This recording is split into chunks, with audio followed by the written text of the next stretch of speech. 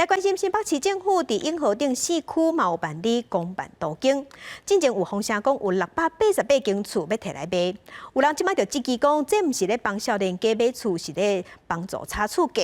时代力量今仔日开记者会，呼吁新北市政府毋好甲公有地摕来差厝价，途径要有一定的比例去社会主体。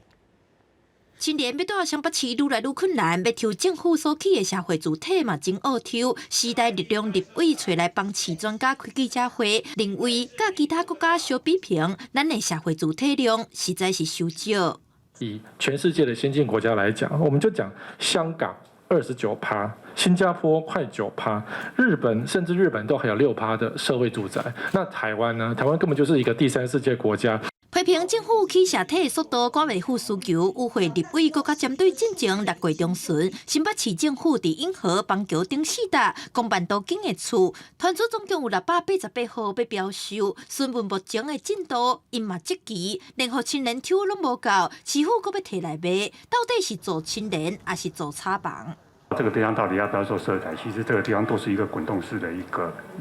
个检讨，